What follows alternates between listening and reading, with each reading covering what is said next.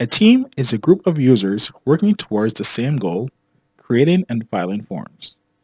A team can be created based on location, department, permissions, and access to pairs or form types. Using a team will establish workflow management, security, efficiency, and organization, allowing multiple users to work simultaneously. The established workflow allows for employees to create specific forms and for specific users to e-file them. We will now look at some of the features in the Manage Teams section. One of these features is Assign Pairs. With this, we can allow or restrict access of teams to pairs. Another feature is the ability to restrict teams to a specific form type. For example, you can set up a team to only create 1099s for a specific company. With Yearli Premier, you can create unlimited teams. The subscription includes 2 additional seats, but extra seats can be purchased at any time. You can also assign permissions to your users, which includes administrator, unrestricted, and e-file restricted.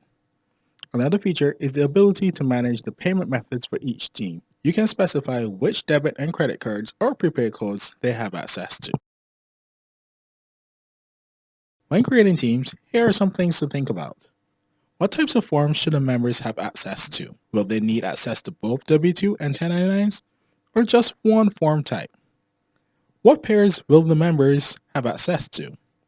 Will they need access to all pairs, or just specific pairs? One more thing to think about is the team structure. Is there any team or department who will be working separately from each other? Another thing for consideration is the number of teams required based on the previous considerations. There could be members in multiple teams. One final thing to take into consideration is the role of each member in the team, such as administrator, unrestricted, or e-file restricted. To illustrate, let's apply these concepts to a few scenarios. In this first scenario, there is one company who has 2 employees and an administrator who work with all of the forms. In this instance, only one team will need to be created and would contain the 2 employees and the administrator. In the second scenario, there is a single company that has an accounting department. Within the accounting department, some individuals process W-2s and others process 1099s. The 1099 group department consists of Andy, Luis, and the administrator. The W-2 group consists of Meredith, Jennifer, and the administrator.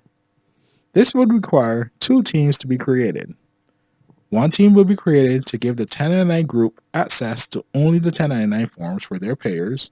The second team would be created to give the W-2 group access to only the W-2 forms for their payers. The administrator will be included in both groups. In the third scenario, there is an accounting firm that files W-2 and 1099 forms for clients, as well as W-2s for their own company. In this scenario, certain accountants are responsible for client W-2 processing, and a separate group of accountants are responsible for client 1099 processing. The administrator oversees both teams of accountants and is also responsible for processing the organization's W-2 forms. In this situation, 3 teams can be created. One for the team of accountants that process client W-2s, Meredith, Jennifer, and the admin. A second team for the accountants that process client 1099s, Andy, Luis, and the admin. The third team would consist of only the administrator, giving this person access to only the organization's W-2 forms.